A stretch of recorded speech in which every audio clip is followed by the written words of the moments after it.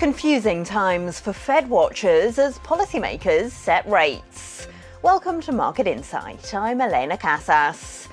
Just a few months ago, most investors were confident we would have seen a rate cut from the Federal Reserve by now. But as the FOMC meets today, average bets for a first cut have fallen back until September, with some market watchers no longer sure rates will come down this year at all.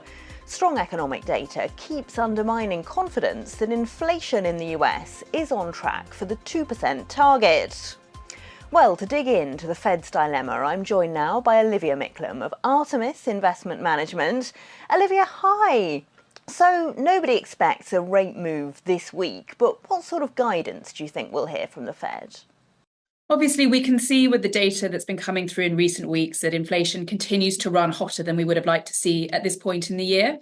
That being said, alongside that, we are starting to see pockets of weakness in the economy, whether that's parts of the consumer economy and other parts of the industrial complex. We got some softer numbers out of some of the trucking companies last week, for example. So there are indications that some parts of the economy are slowing down. I think we still remain, cautiously optimistic that there could be an opportunity as we move through the year for the Fed to stay on track with some of their plans to start bringing rates down. Do you think, though, that policymakers are confident that inflation is coming down, or could we even hear some more hawkish comments from some of them? It's always potential. It's hard to say. When you piece together all the data, I think there's, at this point, enough data points that help support both sides of the argument. So let's see what's said at the meeting today to get a better sense of where the views lie across the board. What's your forecast, though? How long do you expect the Fed to need to keep rates this restrictive?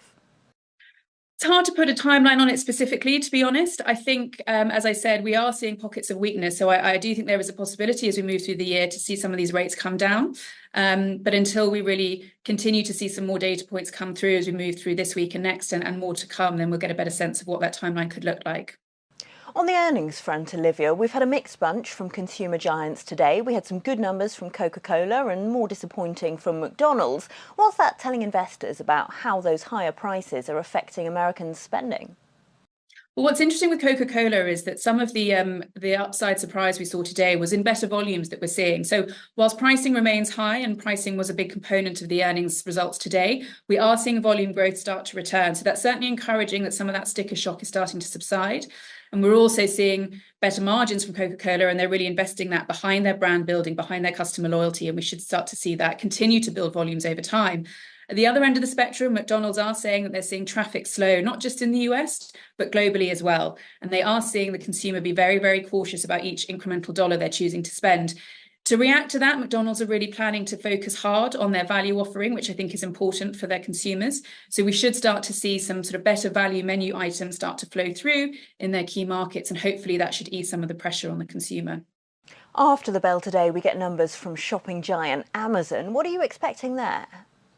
So we're hoping to see the margin progression in the retail side of the business continue to improve, after a period coming out of the pandemic where they had a bit of excess capacity and they're starting to leverage that more. So we hope to see some of that continue. There's a real laser focus from the market on the results from their AWS segment as well. And we're really hoping to see some growth start to come through on the cloud spending side of things as well. How do you think investors should adapt their strategy to rates staying higher for longer, especially if we don't now expect them to come down until perhaps after the summer? I think it's just important to consider the different pockets of the economy in the US, what's performing well, whether it's in some of these sort of longer term structural themes like AI, data center build out, domestic onshoring, and really consider what kind of long term trends are beyond just the pure rate environment and the inflationary impacts of the near term. Olivia Micklem of Artemis Investment Management. Thanks so much for that analysis. Well, that's your Market Insight. You can watch more videos on Reuters.com.